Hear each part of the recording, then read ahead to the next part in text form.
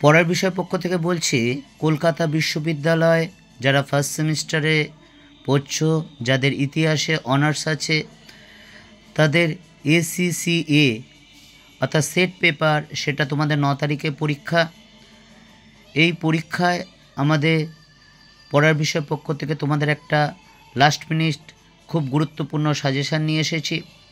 তোমরা এই কয়েকটি প্রশ্ন পড়লেই আশা করি অবশ্যই কমন পাবে।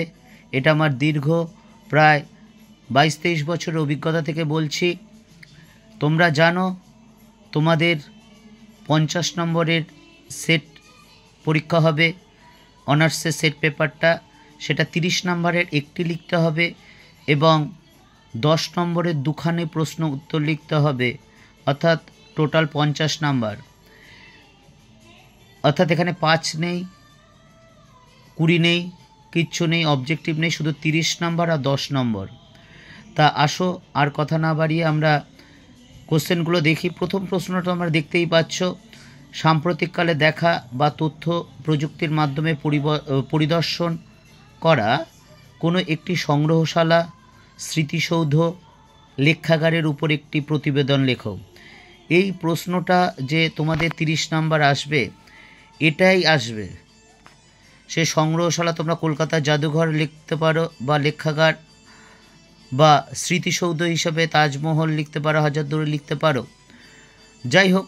তা এই প্রশ্নটা আসবে, তোমরা কলকাতা মিউজিয়াম বা তাজমহল পড়ে গেলেই কিন্তু তোমরা এটা লিখতে পারবে, যেটাই পড়ো লিখতে পারবে, অর্থাৎ এটাই আসবে।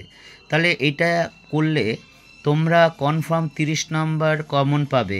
তবে হ্যাঁ, নোটটা খুব ভালোভাবে পড়বে, একাধিকবার লিখে প্র্যাকটিস করবে, কারণ কমন পেলেই হলো না, সেটা ঠিক মতো পরীক্ষায় নামিয়ে আসাটা কিন্তু একটা বড় ব্যাপার, এবং এর জন্য লিখে প্র্যাকটিস করা খুব দরকার। বিশেষত আমাদের যে সাবজেক্ট, লেখার সাবজেক্ট, ইতিহাস সাবজেক্ট, সেটা বুঝে একাধিকবার পড়ে তারপর সেটা একাধিকবার মিনিমাম পরীক্ষার আগে 5-6 বার লিখে প্র্যাকটিস করা উচিত। তারপর চলো আমরা 10 নম্বরের প্রশ্ন দেখো।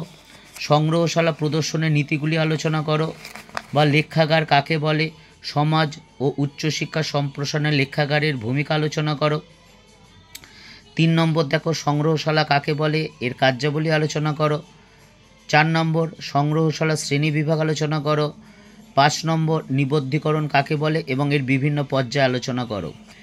এই যে তোমাদের যে 5টা প্রশ্ন, এই 5টা প্রশ্নের মধ্যে তোমরা যদি প্রথম 4টে পড়ো, তাহলে তোমরা কিন্তু অবশ্যই কমন পাবে। লেখাগারটা আসবেই, যেটা 2 নম্বরের আছে, ঠিক আছে। তোমরা এই যদি প্রথম 4টে পড়ো, তাহলে অবশ্যই কিন্তু 2টো কমন পাবে। আবার কমন পেলেই কিন্তু হয় না বাবা, কারণ দীর্ঘ অভিজ্ঞতা থেকে দেখেছি শিক্ষার্থীরা, অর্থাৎ তোমরা কমন পেয়েছো কিন্তু ভুলে গেছো। এর জন্য একমাত্র কারণ হচ্ছে লেখার অভ্যাস নেই। এই অভ্যাসটা কিন্তু খুব দরকার, কাজে তোমরা লিখে প্র্যাকটিস করবে। আবার বলছি, না লিখলে কিন্তু পরীক্ষায় হলে গিয়ে ভুলে যেতে বাধ্য। হ্যাঁ, আবার বলছি, ভুলে যেতে বাধ্য। কাজেই যদি পরীক্ষা ভালো দিতে চাও, তার জন্য পরিশ্রম করতে হবে এবং পড়াশোনা করে নিয়মিতভাবে লেখা প্র্যাকটিস করতে হবে। এটা কিন্তু খুব বড় গুণ, এটা না হলে কিন্তু চলবেই না। যারা ভালো রেজাল্ট করে তারা কিন্তু এটার উপরেই করে, এর জন্যই করে। কাজেই পড়া বিষয় পক্ষ থেকে এতটুকুই। যদি তোমাদের চ্যানেলটি ভালো লাগে, তাহলে চ্যানেলটি অবশ্যই সাবস্ক্রাইব করো এবং বন্ধুদের দেখতে বলো, এবং বেল আইকন টিপে রেখো। এবং আমার এই চ্যানেলে ক্লাস 10-এর ইতিহাস, বা 11-12-এর হিস্ট্রি, পল সায়েন্স, ফিলোসফি আর এডুকেশন, বা কলেজেরও ক্যালকাটা ইউনিভার্সিটিরও এই 4টে সাবজেক্ট, অর্থাৎ হিস্ট্রি, পল সায়েন্স, ফিলোসফি, এডুকেশনের নিয়ে বিভিন্ন সেমিস্টারের প্রশ্ন উত্তর এবং সাজেশান নিয়ে আলোচনা করা আছে। তোমরা দরকার হলে দেখে নিও। আবার বলছি, যদি উপকার পাও বা উপকৃত হও, তাহলে সেটাই আমাদের পড়ার বিষয় পক্ষ থেকে একমাত্র কাম্য বিষয়। তবে এইটুকুই, অগ্রিম শুভেচ্ছা রইল। আশা করি পরীক্ষা অবশ্যই ভালো হবে। হ্যাঁ, আরেকটা কথা, সিভ্যাকেরও কোশ্চেন আছে, সেটা ENVS হোক বা ইন্ডিয়ান কনস্টিটিউশনের হোক, সেটাও তোমাদের দরকার হলে দেখে নিতে পারো। অগ্রিম শুভেচ্ছা রইল পরীক্ষার জন্য, অবশ্যই পরীক্ষা ভালো হবে।